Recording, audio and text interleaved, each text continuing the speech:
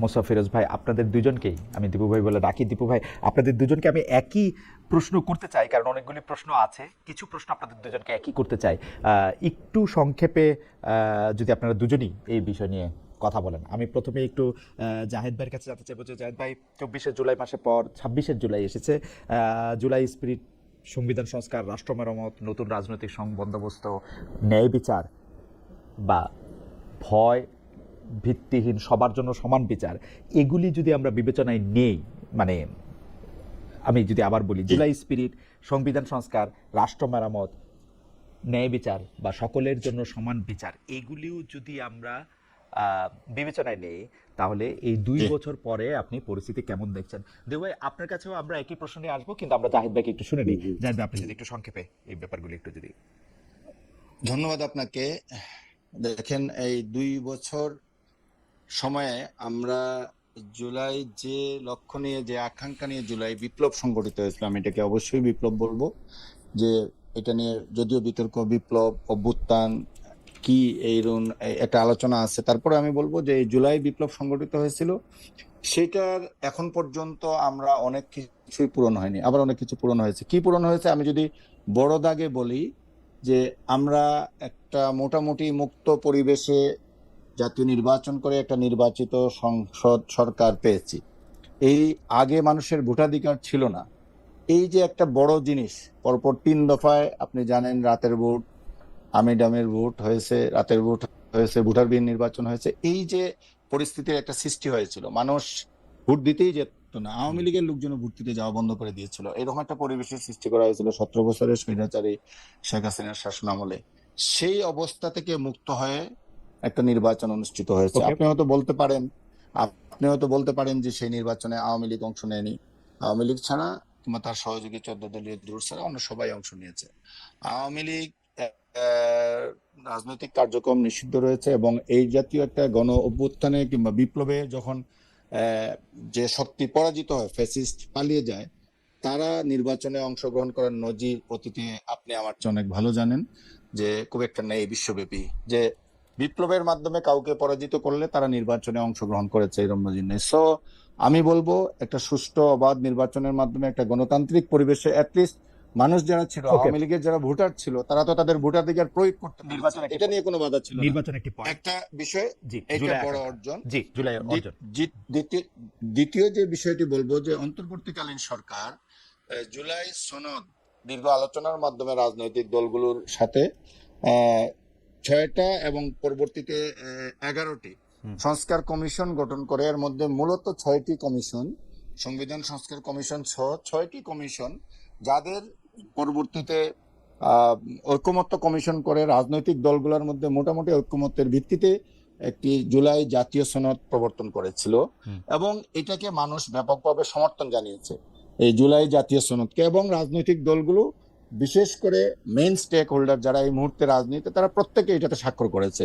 BNP বলেন, জামাত বলেন, NCP বলেন, আগে পরে বাম একটা অংশ করেছে, আর একটা অংশ, 4টা দল করে নাই, বাকি সবাই 30টা সংগঠনের যারা রাজনৈতিক আলোচনায় অংশগ্রহণ করেছিল এবং চলমান রাজনীতি সক্রিয়, তারা স্বাক্ষর করেছে। এবং এটা নিয়ে নির্বাচিত সরকার জনাব তারেক রহমানের নেতৃত্বাধীন বর্তমান বিএনপি সরকার স্পষ্ট করে বারবার বলেছে যে আমরা স্বাক্ষরিত জুলাই সনদ বাস্তবায়ন করব। ওকে।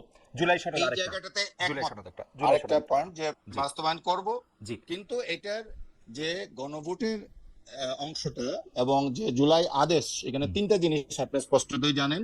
জুলাই সনদ, যার ব্যাপারে সবার ঐকমত আছে, কিন্তু আদেশ এবং জুলাই আদেশ এবং গণভোটের যে প্রক্রিয়াটা, এই দুইটা নিয়ে কিছু কথাবার্তা রয়েছে, ওকে। গণভোটের যে প্রশ্নগুলো আসছিল এগুলো নিয়ে।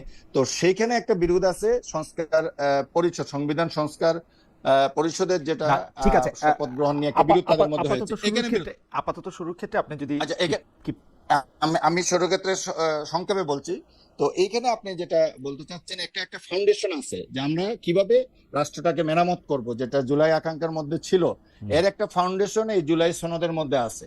এখন ইমপ্লিমেন্টেশন পর্যায়ে আমি বলবো এটা এখনো তেমন কিছুই হয়নি। কিছুটা হয়েছিল, অন্তর্বর্তী সরকার করেছে। বর্তমান সরকার ইমপ্লিমেন্টেশন লেভেলে জুলাই সনদের যে বিষয়গুলো আছে, সেখানে অগ্রগতিটা এখন পর্যন্ত দৃশ্যমান নয়।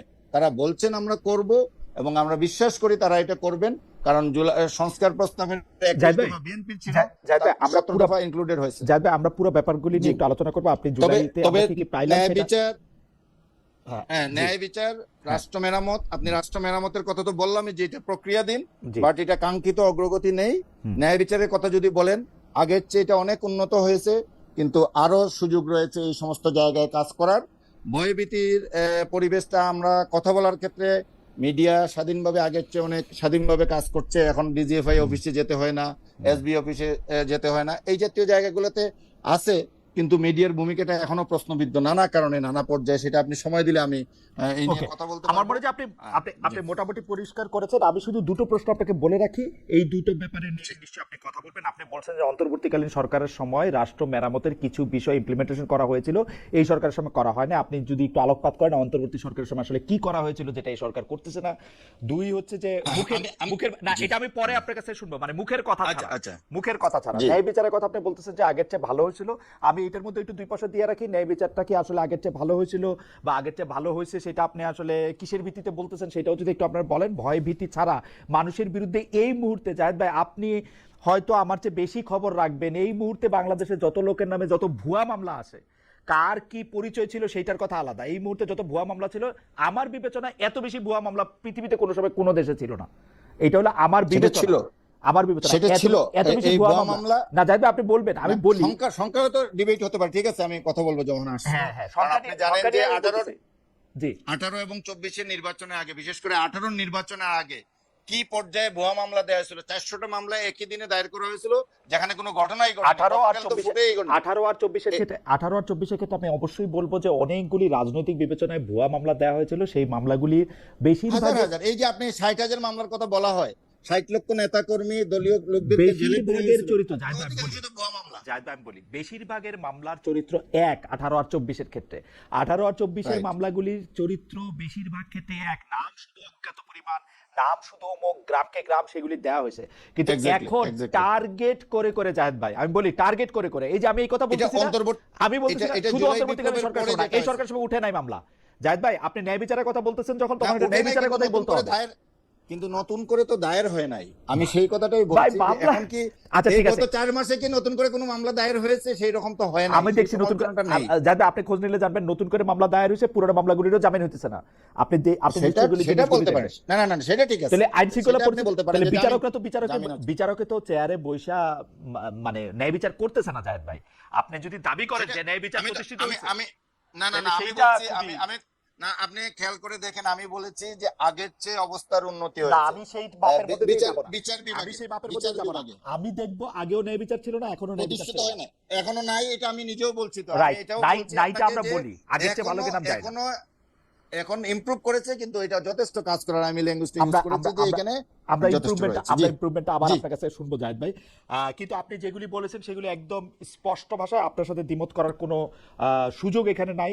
দীপু ভাই, আমি আপনার কাছে আসছি, জাহিদ ভাই স্পষ্ট বলছেন যে বাংলাদেশে 3টা ইলেকশন হয় নাই, এটার সাথে জাহিদ ভাইয়ের সাথে আমি একমত। কোনোটা সময় হলো যে অন্যরা আসে না, আমরা কি করব, এই জন্য আমরা 154 জন আগে পার হয়ে যাব। কোনো সময় হচ্ছে যে আসার পরে প্রতিশ্রুতি দিয়ে, 2018 সালে যেটা হয়েছে, আসার পরে প্রতিশ্রুতি দিয়ে একটা লেভেল প্লেইং ফিল্ডের নাম করে কে কে কার বিরুদ্ধে মামলা আছে সেইটা জানতে চেয়ে তাদের বিরুদ্ধে আরো ডাবল মামলা দেওয়া হয়েছে। 35,000 এজেন্ট, নির্বাচনী এজেন্ট, 35,000 নির্বাচনী এজেন্টের মধ্যে মাত্র 2,500 পরবর্তী দিনে ভোটে উপস্থিত থাকতে পারছিল, যেগুলো আমরা মানে দিনের পর দিন বলছি, তাদের সবার বিরুদ্ধে মামলা দেওয়া হয়েছে। মানে ইলেকশন হয় নাই 2024-এ, তো ইলেকশন যে হয় নাই সেই সময়কে সরকারও খুব বুঝতে পারছিল যে এইবার আর এরকম করে দেওয়া যাবে না, একটা কঠিন পার্থক্য, মানে কি বলে ক্যান্ডিডেট দেওয়া, এগুলি সবই জানেন দীপু ভাই। হ্যাঁ, তো 14, 18, 24-এর কথা বলা, তারপরে উনি বলছেন জুলাই সনদের কথা, কিছু কিছু বিষয়ে রাজনৈতিক ঐক্যমত্য হয়েছে যাতে কেউ আর এরকম ভাবে একক ক্ষমতাপন্ন না হয়ে উঠতে পারে, এবং সেইটার ক্ষেত্রে সবাই এটার মধ্যে একমত হয়েছে, পলিটিক্যাল পার্টিগুলো এটার সাথে একমত হয়েছে, এইটা উনি দেখতে চায়। ন্যায় বিচারের ক্ষেত্রে উনি বলছে আগে যে অবস্থা ছিল একদিনে সেই অবস্থার পরিবর্তন হবে না, ধীরে ধীরে সেই অবস্থাগুলি পরিবর্তন হবে। আপনি পাশাপাশি জাহিদের কথার মধ্যে আইনশৃঙ্খলা পরিস্থিতির কথা একটু বলছে, আপনি 4টা ফ্যাক্টর উপরে, নির্বাচন হয়েছে, জুলাই সনদ, ন্যায় বিচার, এইসবের ক্ষেত্রে যদি আপনি একটু বলেন যে আপনি কেমন দেখতেছেন 2 years অফ থিং। আমি মাঝখানে একটু বলে নিই মোহাম্মদ আতিকুল্লাহ একজন দর্শক, উনি বলছেন খালেদ ভাই সে আগের মতোই আমি আর মামুদের নিয়ে একপাক্ষিক আলোচনা করেন, এখান থেকে আমরা আসলে কি পাবো, এটা কি জার্নালিজমের কোন অংশ বুঝিয়ে বলবেন কি? ভাই আমি আগেও যদি একপাক্ষিক আলোচনা করে থাকি, এখনো একপাক্ষিক আলোচনা করে, এই যদি আপনার বুঝ হয় তাহলে আমি এটা নিয়ে আর কোনো কথা বলতে পারবো না ভাই। আপনাকে ধন্যবাদ। আমি একটু দীপু ভাই আপনার কাছে একটু আসি যে এই কয়টা ফ্যাক্টরের উপরে যদি আপনি একটু আলোচনা করেন। দেব ভাই। আসলে ঘটনা হয়েছে কি খালেদ, আমি যেটা বুঝি এই পুরো এই পট পরিবর্তনটাকে আমরা জটিল করে ফেলছি। ইউনূস সরকার জটিল করে ফেলছে। ইউনূস সরকার সিম্পলি সুশীলা কার্কির লাইনটা ধরতো অথবা বিচারপতি শাহাবুদ্দিনের লাইনটা ধরতো, যেহেতু তিনি একটা অরাজনৈতিক মানুষ, অরাজনৈতিক লোকগুলো দিয়ে, সুশীল সমাজের লোকগুলোকে দিয়ে একটা সরকার গঠন করছে, তার এত সীমাবদ্ধতা থাকবে। কারণ একটা প্রশাসন, একটা সরকার যেভাবে 15 বছর 17 বছর রান করেছে, তারপরে দায়িত্ব নিয়ে প্রথমেই দরকার ছিল যে দ্রুত একটা নির্বাচন, সুষ্ঠু নির্বাচন, একটা নিরপেক্ষ নির্বাচন অনুষ্ঠান করা। তারপরে নির্বাচিত সরকার জুলাই সনদ করুক, কি সনদ করুক, এটা হলো তাদের বিষয়। না দিবু ভাই, এই যে তারা যে এখানে আমার একটু দুইটা কথা আছে। মানে সরি, আপনার প্রথম দিকে আমি না দাঁড়া দেখি তো আপনার সাথে আপনি তো বড় ভাই মানুষ, আপনার কাছ থেকে বোঝাই আছে আমার ব্যাপারটা। আপনি বলতেছেন প্রথমে এটা নির্বাচন দিয়ে দিতে পারতো, কিন্তু প্রথমে নির্বাচন দিয়ে দিলে এটা কে না জানে যে প্রথমে নির্বাচন দিলে এটা বিএনপি আসতো। তাহলে আওয়ামী লীগ, আমরা তো বিএনপি সরকারকে দেখছি ভাই, আওয়ামী লীগ সরকার যেগুলি করছে সেগুলি তো এসে বিএনপি করতো। কিছু রাজনৈতিক সংস্কার না করে ইউনূস সরকার ইলেকশন দিবে কেন? ইউনূস সরকার তো নির্বাচন কমিশন না দিব ভাই। ইউনূস সরকার তো একটা পরিবর্তনের ফলে, একটা বিপ্লবের ফলে ক্ষমতায় আসছে। সেটা কি ছিল সেটা পরিবর্তনটা কিসের জন্য ছিল? এই যে জুলাই সনদের কোন অংশগুলো আমরা 4 তারিখ পর্যন্ত জানতাম না, তো কোনো একটাই জানতাম যে শেখ হাসিনার এক দফা পতন ঘটতে হবে। কেন পতন ঘটতে হবে? মানুষ মনে করছে যে ভোটের মাধ্যমে এই সরকারকে বিদায় করা যায় না, সুতরাং অভ্যুত্থানের পথ বেছে নিছে। এটা হলো গণ অভ্যুত্থান, এটা সশস্ত্র অভ্যুত্থান না। এই জন্য আমি বলি গণমানুষ যখন খালি হাতে কোনো অভ্যুত্থান ঘটায় সেটা হচ্ছে গণ অভ্যুত্থান। আর যদি অস্ত্র নিয়ে যদি পরিবর্তনটা ঘটাতো সেটা হয়তো বিপ্লব। যেহেতু একটা গণ অভ্যুত্থান, সুতরাং গণ অভ্যুত্থান পরবর্তী যে একটা বিশৃঙ্খল পরিস্থিতি, এই পরিস্থিতিতে সবচেয়ে দরকার ছিল আগে একটা নির্বাচনের ব্যবস্থা করা, এবং সেই নির্বাচনে জামাত আসতো নাকি বিএনপি আসতো এটা মানুষের ব্যাপার।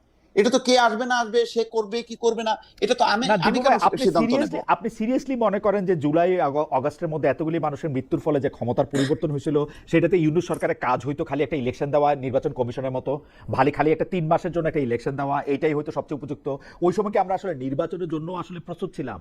আমরা আসবো মানে শেখ হাসিনা চলে গেছে, আমি এই মুহূর্তে একটা ইলেকশন দিব, এটা একটা হইতো। কিছু পুনর্গঠনের ব্যাপার ছিল, কিছু বিচার মৌলিক জায়গার কিছু কাজ দরকার ছিল, কিন্তু এইটা 18 মাস হওয়ার কথা না। এই যে 18 মাসটা সময় নেওয়ার কারণে আজকে এই যে অবস্থিত শেখ হাসিনার বিরুদ্ধে আন্দোলনের মধ্য দিয়ে একটা গণঅভ্যুত্থান খুব সফলভাবে কারেক্টলি একটা মানুষ একটা গণঅভ্যুত্থান সংগঠিত করার পর আজকে এই যে গণভোট, জুলাই সনদ, তারপরে প্রথম শপথ, দ্বিতীয় শপথ নিয়ে যে একটা জটিল একটা পরিস্থিতি তৈরি করে বা মানে হাসিনা বিরোধী শক্তিগুলির মধ্যে যে ফাটল ধরলো, এবং সেই ইস্যুটা এখনো পর্যন্ত এক্সিস্ট করে, একটা নির্বাচিত পার্লামেন্ট পাওয়ার পরেও আউট অফ পার্লামেন্টের বিষয়গুলো নিয়ে বলা হচ্ছে ওইগুলি বাস্তবায়ন করা। কেন? এই পার্লামেন্টের সরকারি দল আছে, বিরোধী দল আছে, তৃতীয় বিরোধী দল এনসিপি আছে, তারা তো আন্দোলনের অংশ। তারা মিলে কি সংসদীয় কমিটি করে যে সংস্কারগুলো দরকার সেগুলি করতে পারে না? আমরা পার্লামেন্টের বাইরে নিয়ে যাচ্ছি কেন বারবার? এই ম্যান্ডেটটা কে দিছে? আমি কি 4 তারিখ পর্যন্ত জানতাম যে জুলাই সনদের এই জিনিসগুলির জন্য আমি আন্দোলন করতেছি না?